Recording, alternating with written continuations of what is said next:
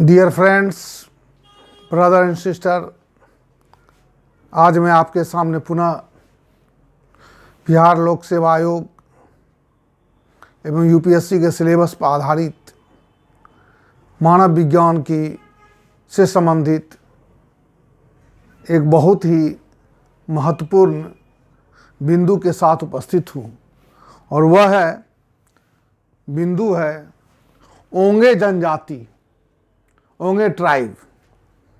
भारतीय महाद्वीप में पाए जाने वाले अंडमान में ओंगे जनजाति पाई जाती है। ओंगे जनजाति एक ऐसी जनजाति है जो आज भी वर्तमान आधुनिक सभ्यता से काफ़ी दूर है। हम लोग उसके बारे में आज विस्तार से चर्चा करेंगे। बीपीएससी में यह प्रश्न कई बार पूछा जा चुका है और आने वाले परीक्षा के लिए भी काफ़ी इम्पोर्टेंट है। प्रश्न इस प्रकार से पूछता है एवं पूछा गया है कि गौंड जनजाति, सिर्फ एक हेडिंग आता है वहां पे, गौंड जनजाति। 20 नंबर का क्वेश्चन भी आता है, 10 नंबर भी आता है, शॉर्ट नोट्स में भी आता है, कई बार पूछा जा चुका है। इसलिए आशा करते हैं कि आप सभी साथी बंधु आराम से मेरी बातों को सुनेंगे, ध्यानपूर्वक सुनेंगे, आपको यहीं पर याद हो जाएगा, ठीक है। और जो बोलेंगे उसको लिखने का भी आप लोग प्रयास करेंगे।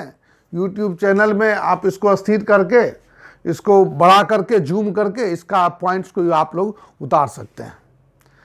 चलिए बिंदु की ओर चलते हैं। ओंगे ट्राइब के विषय में, अंडमान में यह जनजाति पाई जाती है। अंडमान निकोबार द्वीप समूह के आसपास और भी जनजातियां पाई जाती है, जैसे सैंपेन जनजाति है, सेंटिनील जनजाति है, जरवा जनजाति है।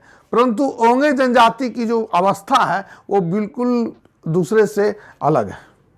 अलग इसलिए है कि यह जनजाति, ओंगे जनजाति जो है, यह गौंड जनजाति के रूप में भारत सरकार ने इसको मान्यता प्रदान किया है। अब गौंड जनजाति के रूप में इसको मान्यता प्रदान करने का क्या तात्पर्य है, क्यों इसे गौंड जनजाति के रूप में माना गया है, इसके लिए कुछ विशेषताओं का उल्लेख करना आवश्यक है। चलिए विषय बिंदु की ओर चलते हैं। 1966 में योजना आयोग ने भारत में निवास करने वाले अनेक प्रकार के आदिम जनजातीय समूह का सर्वेक्षण किया गया और उस सर्वेक्षण के आधार पर एक रिपोर्ट को जारी किया गया, जिसमें कहा गया कि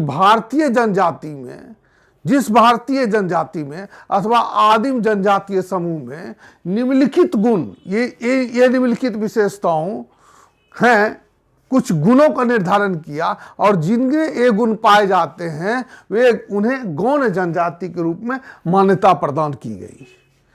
तो गौंड जनजाति के रूप में मान्यता प्रदान करने के लिए आदिम जनजातीय समूह में इन निम्नलिखित गुणों का समावेश होना आवश्यक माना गया। चलिए उसके ये निम्नलिखित विशेषता क्या है। ये पहला पॉइंट है, जनसंख्या तुलनात्मक रूप से काफ़ी कम, यानी 1500 से भी कम, लगभग 1500 के बराबर जनसंख्या हो।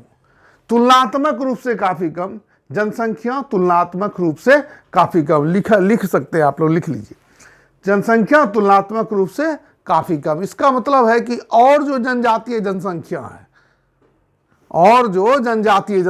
है उसका जो वृद्धि रेट है, उसकी जो जनसंख्या है उस रूप में इसकी जो जनसंख्या है तुलनात्मक रूप से काफ़ी कम है, यानी 1500 के आसपास, 1000 के आसपास रहता है। पिछले क्लास में मैंने बताया था कि बिरहोर जनजाति को भी भारत सरकार ने गौंड जनजाति के रूप में माना है। उसकी भी जनसंख्या लगभग 10 से 11 हज़ार के आसपास मैंने बताया था, और वृद्धि दर जो है उसमें बिरहोर जनजाति में तुलनात्मक रूप से काफ़ी कम, सिर्फ 2011 से 2018 के बीच मात्र उसमें वृद्धि दर जो है 22% दर्ज की गई थी, जो तुलनात्मक रूप से अन्य जनजातियों में जो वृद्धि दर है उससे काफ़ी कम है। ठीक है, तो जनसंख्या काफ़ी कम, गौण जनजाति के रूप में जिन जनजातीय समूह को मान्यता प्रदान की जानी है या की गई है, भारत सरकार ने किया है, उसमें पहला पॉइंट है कि उसमें निम्नलिखित विशेषताओं जो है उसमें पहला पॉइंट है कि जनसंख्या तुलनात्मक रूप से काफ़ी कम, यानी 1500 से भी कम उसमें रहता है। चलिए, दूसरा है कि भौगोलिक अलगाव की स्थिति, मतलब भौगोलिक क्षेत्र, भौगोलिक रूप से माने वो जहाँ निवास करते हैं, जिस भूगोल परिसर में, किस भौगोलिक क्षेत्र में, वह जो है अलगाव की स्थिति में, वहाँ पे दुर्गम भौगोलिक क्षेत्र में निवास स्थान है, पृथक भौगोलिक पर्यावरण और वातावरण है। कहने का मतलब है कि अभी भी उसका निवास स्थान जंगल में, एकदम जंगल के बीच है, मतलब प्राकृतिक आवास में वो आज के डेट में भी वो निवास करते हैं, यानी पृथक भौगोलिक अलगाव है उनके अंदर, पृथक आवास है, प्राकृतिक अधिवास है, जंगल में निवास स्थान है, दुर्गम भौगोलिक क्षेत्र में निवास स्थान है। चलिए अगला पॉइंट चलते हैं कि प्रकृति पर निर्भरता, उनका समस्त क्रियाकलाप प्रकृति, इट मीन्स कहने का तात्पर्य है प्राकृतिक संसाधनों पर उनकी निर्भरता अभी भी है। जो उनमें जो भी वो कार्य करते हैं या जो भी वो जीविकोपार्जन का कार्य करते हैं, जो भी उन्हें उपलब्ध होता है, चाहे जो भी हो, फल मूल, कंद मूल, जो भी हो, वो पर संपूर्ण रूप से प्राकृतिक संसाधनों पर डिपेंड करता है। चलिए अगला पॉइंट चलते हैं, आर्थिक क्रियाकलाप। आर्थिक क्रियाकलाप एवं का प्राचीन एवं प्रारंभिक स्तर, मानव के सभ्यता के विकास, इसको थोड़ा चर्चा करते हैं विस्तार से। मानव का सभ्यता का विकास जब प्रथम चरण में थे तो ऐसा माना जाता है कि प्रथम चरण में लोग झुंड में रहते थे, समूह में रहते थे। मैंने क्लास में बैंड की चर्चा किया हूं, वृंद की चर्चा किया हूं। ऐसा माना जाता है कि मानव सभ्यता के विकास का प्राथमिक चरण लोग बैंड के रूप में रहते थे, समूह के रूप में रहते थे, वृंद के रूप में रहते थे, आयावरी समूह में व्यतीत करते थे। अस्थायी कृषि का प्रचलन नहीं था, आखेट एवं खाद्य संकलन पर उनकी संपूर्ण अर्थव्यवस्था आधारित थी। तो यह जो है आर्थिक क्रियाकलाप का प्राचीन एवं प्रारंभिक स्तर में अभी भी हो, उसमें होंगे जनजाति में आर्थिक क्रियाकलाप का प्राचीन एवं प्रारंभिक स्तर है। वे संपूर्ण रूप से उनका आर्थिक क्रियाकलाप आखेटन एवं खाद्य संकलन पर आधारित है। जिस प्राकृतिक अधिवास में वो निवास करते हैं, उस अधिवास में जो भी उन्हें प्राप्त होता है, आखेट के द्वारा, खाद्य संकलन के द्वारा, कंदमूल, फल मूल जो भी लाते हैं, उनका समस्त जो है आर्थिक क्रियाकलाप, जीविकोपार्जन उसी पर निर्भर करता है। चले आगे चलते हैं, निम्न साक्षरता दर। ये तो स्वाभाविक है, जंगल में रहना है, प्राकृतिक अधिवास है, सभ्यता के विकास का प्राथमिक चरण है, आर्थिक क्रियाकलाप आखेट एवं खाद्य संकलन पर आधारित है। तो ऐसी स्थिति में उनमें साक्षरता दर का विकास संभव नहीं है और साक्षरता दर एकदम निम्नतम स्थिति में है। चलिए आगे चलते हैं, गिरती हुई जनसंख्या। उनकी जनसंख्या जो है लगातार गिर रही है। कहने का मतलब है कि उनमें क्या है, जनसंख्या ह्रास की स्थिति पाई जाती है। तो यह जनसंख्या ह्रास की स्थिति जो पाई जाती है वह किन किन बिंदुओं से वो संबंधित है? ये जो गिरती हुई जनसंख्या है, जनसंख्या ह्रास की स्थिति में किन किन बिंदुओं का समावेश है? मृत्यु दर अधिक है, निम्न पोषण स्तर है, चिकित्सा सुविधा का अभाव है, दुर्गम भौगोलिक क्षेत्र में निवास स्थान है, परिवहन एवं आधुनिक संचार साधनों का अभाव है, अंतः प्रजनन है। देखिए लास्ट मैंने लिखा यहां पर अंतः प्रजनन, इनब्रीडिंग। इनब्रीडिंग क्या होता है, इसको समझने का बहुत जरूरी है। ये बहुत इंपॉर्टेंट पॉइंट्स है। इनब्रीडिंग मैंने लिखा, एक समान जीनीय संरचना वाले समूह के बीच लंबे समय तक यौन संबंध अथवा वैवाहिक संबंध स्थापित होने के कारण हानिकारक जीन की पुनरावृत्ति होती है। इसी हानिकारक जीन के पुनरावृत्ति के कारण मिस्र के राजाओं का अंततः पतन हो गया। मिस्र का राजा लुप्तप्राय हो गया। ये हानिकारक जीन के कारण उन लोगों का जो है पुनरावृत्ति के कारण उनका जो आगे का वंश ही समाप्त हो गया। यही इनब्रीडिंग अंतः प्रजनन के कारण एक छोटी सी जनसंख्या अपने ही समान जीन वाले समूह के बीच लगातार और लंबे समय तक यौन संबंध स्थापित होने के कारण उनके संतानों में हानिकारक जीन की पुनरावृत्ति के कारण आने वाले जो पॉपुलेशन था वो समाप्त हो गया। तो यह गिरती हुई जनसंख्या का या जनसंख्या ह्रास की स्थिति के लिए एक बहुत इंपॉर्टेंट पॉइंट्स है। फिर से एक बार दोहरा देता हूं, मृत्यु दर अधिक है, निम्न पोषण स्तर है, चिकित्सा सुविधा का अभाव है, दुर्गम भौगोलिक क्षेत्र में निवास स्थान है, परिवहन एवं आधुनिक संचार साधनों का अभाव है, अंतः प्रजनन है। इन सब का सामूहिक प्रभाव आप लिख सकते हैं, लिख लें तो ज्यादा अच्छा रहेगा। मैंने स्पष्ट रूप से इसीलिए लिख दिया हूं, ये सब जो पॉइंट्स है गौण जनजातियों के लिए बहुत ही इंपॉर्टेंट है, आपको परीक्षा में बहुत काम करेगा। आप 20 नंबर का क्वेश्चन पूछता है, 4-5 पेज लिखना आराम से आप लिख सकते हो। तो ये जो है अंतः प्रजनन और एक समान जीनीय संरचना वाले समूह के बीच भी आप लिख लेंगे, इसको पूरा ये लिखा हुआ है। एक समान जीनीय संरचना वाले समूह के बीच लंबे समय तक यौन संबंध अथवा वैवाहिक संबंध स्थापित होने के कारण उनमें आने वाले संतानों में हानिकारक जीन की पुनरावृत्ति होती है और अंततः उसकी जनसंख्या लुप्तप्राय की ओर अग्रसर हो जाती है। इन तमाम चीजों का जो प्रभाव है वो क्या है, ये विलुप्तता की ओर अग्रसर हो गए हैं।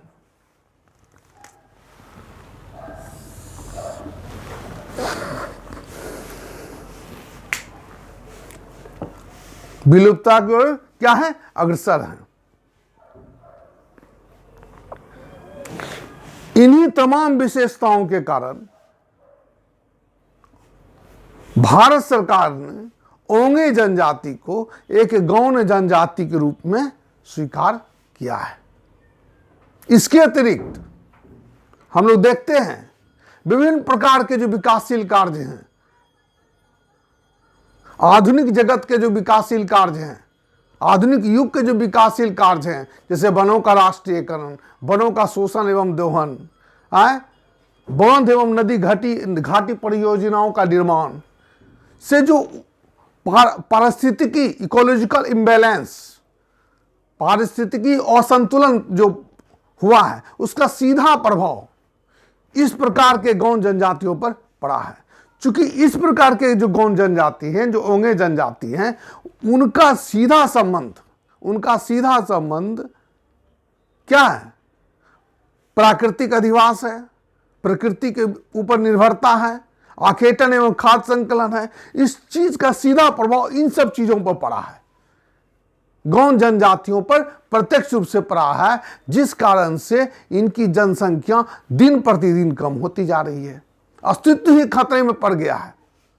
क्यों? शिकार पर पाबंदी है, पोषक तत्व की कमी नहीं हो रहा है शिकार के नहीं होने के कारण। जो कंदमूल थे, फल मूल थे, जो फल वृक्ष देते थे, जो वृक्ष फल देते थे कल तक, उनको काट दिया गया, तो उनके अंदर खाद्य सामग्री जो पौष्टिक होता था, जो उपलब्धता होती थी, उसकी कमी हो गई, जिस कारण से जो है सो पोषण की कमी हो गई, जिसका सीधा प्रभाव उसके स्वास्थ्य पर पड़ा। तो इस प्रकार से जनसंख्या दिन प्रतिदिन भी कम होती जा रही है। सरकार के लिए इस प्रकार की स्थिति सरकार के लिए एवं मानव शास्त्रियों के लिए चिंता का विषय बन गया। यही कारण है कि सरकार के द्वारा इनके विकास, इनके अस्तित्व को बनाए रखने के लिए तथा इनको विकासमूलक कार्य में इनकी सहभागिता सुनिश्चित करने के लिए अनेक प्रकार के दीर्घकालीन प्रयास किए गए हैं।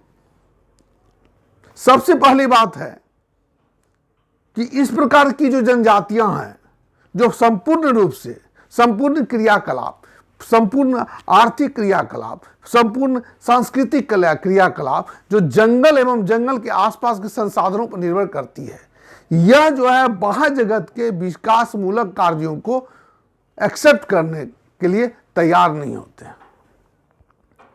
तो चूंकि इस प्रकार की जनजातियां को समझने के लिए मानव शास्त्री की सहायता ली जा रही है, सहभागी अवलोकन किया जा रहा है, ताकि उनके विश्वास को जीत करके विकासमूलक कार्यों को उनके तक पहुंचाया जा सके और उनके अस्तित्व को क्या है, उनके अस्तित्व की रक्षा किया जा सके।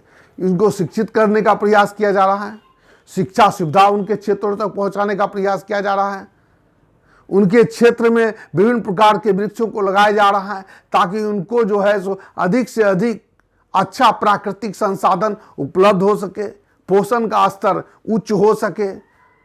समझे, विशेष परिस्थिति में जो है सो परिवहन एवं संचार सुविधा का विकास किए जाने का प्रयास किया जा रहा है ताकि विशेष परिस्थिति में उनको जो है चिकित्सा सुविधा मुहैया कराई जा सके। इन तमाम दीर्घकालीन प्रयास के द्वारा उनके अस्तित्व की रक्षा करने का भारत सरकार के द्वारा सकारात्मक प्रयास किया जा रहा है। बहुत हद तक इसमें सफलता मिली है, लेकिन और बहुत कुछ इस क्षेत्र में किए जाने की आवश्यकता है। चलिए आगे चलते हैं कि ओंगे जनजाति जो है गौंड जनजाति के रूप में प्रमाणित हो गया। कि ओंगे जनजाति पर ये विशेषताएं पाई जाती है, इन निम्नलिखित विशेषताओं का समावेश पाया जाता है, जिस कारण से उनकी जनसंख्या दिन प्रतिदिन कम होती जा रही है और वो लुप्त प्राय की ओर अग्रसर हैं और सरकार के द्वारा विभिन्न प्रकार के कल्याणमूलक कार्य के द्वारा उनके अस्तित्व की रक्षा किए जाने का सकारात्मक प्रयास किया जा रहा है, दीर्घकालीन प्रयास किया जा रहा है। चलिए आगे चलते हैं कि उनका सामाजिक, आर्थिक, राजनीतिक, सांस्कृतिक जीवन किस प्रकार का है। एक बहुत इंपॉर्टेंट चीज है उनकी शारीरिक संरचना, वो दिखते कैसे हैं, रहते कैसे हैं, इस चीज को जानना यहाँ तो उपलब्ध नहीं है इतना संसाधन, आप किताब में देख सकते हैं, नेट में देख सकते हैं कि शारीरिक संरचना किस प्रकार की इनकी है। कद में ये छोटे एवं बलिष्ठ होते हैं, पुष्ट होते हैं, नाक चपटी एवं चौड़ी होती है, ओठ मोटे एवं बाहर की ओर निकले हुए होते हैं, त्वचा काली होती है, बाल ऊनी होते हैं, आंखें गहरी एवं भूरी होती है, महिलाओं के नितंब पुष्ट एवं पीछे की ओर उभरे हुए होते हैं। इन तमाम विशेषता किसमें पाई जाती है, निग्राइड प्रजाति में पाई जाती है। इसलिए ओंगे जनजाति जो है ये निग्राइड प्रजाति का प्रतिनिधित्व करती है। वेशभूषा कैसा है इनका, पुरुष वृक्ष के छाल से निर्मित रस्सी को बांधते हैं कमर में। महिलाएं क्या करती है, उनका वक्षस्थल खुला रहता है, ना कमर से ऊपर खुला हुआ रहता है और नीचे वो भी क्या कुछ हिस्से तक ढक के रखती है और आगे जो है सो एक झाड़ी के समान जो है सो उसका ये रहता है बना हुआ, ताकि उसका जो है सो वो इसका उपयोग जो है आगे के जनन अंग को ढकने के लिए करती है। चलिए वेशभूषा हो गया, महिला किस प्रकार से रहती है, सामाजिक जीवन किस प्रकार से, सामाजिक कंप्लीट प्रकृति में प्रकृति पर निर्भरता है इनकी। अच्छा एक चीज और है इनमें आत्मसम्मान की भावना बहुत ही प्रबल पाई जाती है। इनके यहाँ संभव तो वही विवाद पाए जाते हैं जो आत्मसम्मान की भावना से किसी न किसी रूप में रिलेटेड रहते हैं। आत्मसम्मान की भावना प्रबल पाई जाती है और इनके यहाँ और एक बहुत ही अनोखा व्यवहार ये है, परंपरा है कि ये जब किसी आगंतुक से मिलते हैं तो उसके प्रति बहुत ही आत्मीयता दर्शाते हैं। आत्मीयता दर्शाने के लिए वो अपनी गोद में बैठा करके उसे आत्मीयता दर्शाते हैं। जितने दिनों के बाद मिलते हैं उतने अधिक देर तक गोद में बैठाए रखते हैं। तो सामाजिक जीवन का इस प्रकार से है। आर्थिक जीवन तो आप जानते हैं, मैंने विशेषताओं के आधार पर कहा है कि प्राकृतिक अधिवास है, वन एवं समुद्र जीवों पर इनकी निर्भरता है। समुद्री जीव से जो भी कछुआ, सीप, मछली मिलता है, ये उसी पर अपना गुजारा बसर करते हैं। आखेट जो करते हैं उसके लिए मछली का आखेट करते हैं, कोई पशु का आखेट करते हैं। इसके लिए परंपरागत रूप से धनुष्मान के लिए धनुष्मान का उपयोग करते हैं। धार्मिक जीवन का बहुत सीधा साधा है, प्रकृतिवाद में विश्वास है, आत्मावाद में विश्वास है।